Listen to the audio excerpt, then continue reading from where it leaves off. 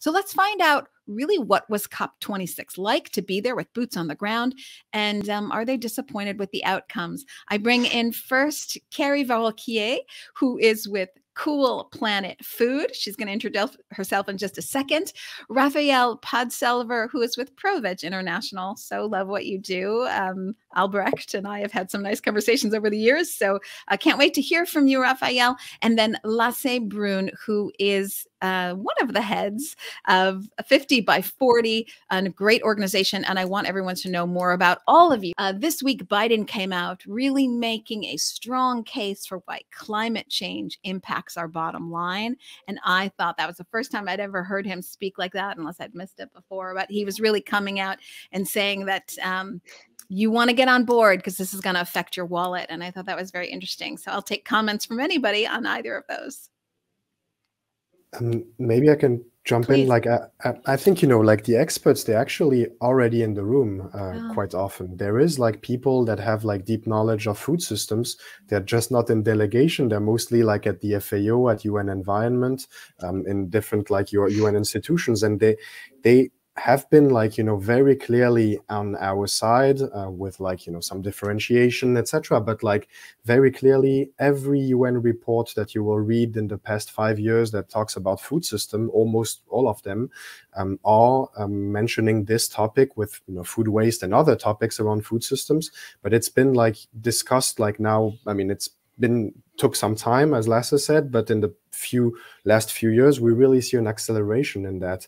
I think what is like a little bit lacking, and that's what Lasse just mentioned on the economical benefits, because governments, they come to COP and they're ready. Yeah, they want to look good. They don't necessarily want to make like the worst COP possible, except for maybe a few governments that, just like refuse to acknowledge climate change, etc. But like in 99% of the cases, they want to make commitment to look good, to also like make the, to reduce like the, to get as close as possible to 1.5. But we need also to provide them with really the arguments and like hammer those arguments about like job creation, about the economy, about the future of food, about all these things, especially in the North. Food security for the South, it's also very important, and that's what the FAO is sometimes bringing to the table very interestingly. But like, I think this is like also something that we need to do more in the future. And yeah, as I heard that all the successful COP were in sunny places. So in Egypt, I have good hopes that we will really get it on the agenda. But let's see. I mean, I'm interested to hear your opinion on that. Yeah. Yeah, let's come on, Lucky Seven. And Egypt's such a beautiful country. So can I just say one thing? I think that one of the things that's easier for people to get behind is the concept of cultivated meat, right? Like you can have your meat and eat it too.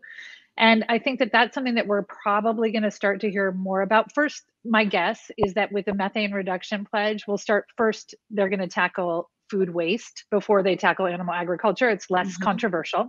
That's just a prediction. And then cultivated meat, I think, is going to be something that's easily embraced by all, not stressful to delegates to talk about. I think where we get into the personal choice is asking people to reduce meat and animal product consumption. That seems to be the real sticking point, in my opinion. I'd love to hear from Lasse and Raphael. And I want to hear from Lasse and Raphael too. I just want to chime in there.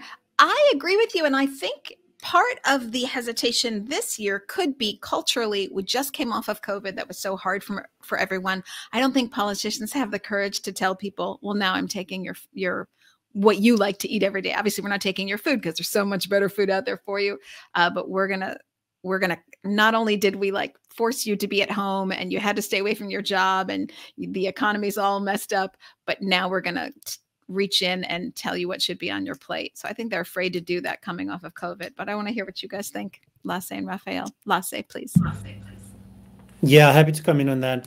Well, I also think that alternative protein, whether it's plant-based or cell-based meat, will play a major role going forward. I think there is a huge messaging problem right now, which is not caused by us, so to speak, but caused by those who are not too keen on seeing that agenda coming up. And they're very specifically a lot of the, yeah, exactly, blah, blah, blah. Sorry, commenting on the comment.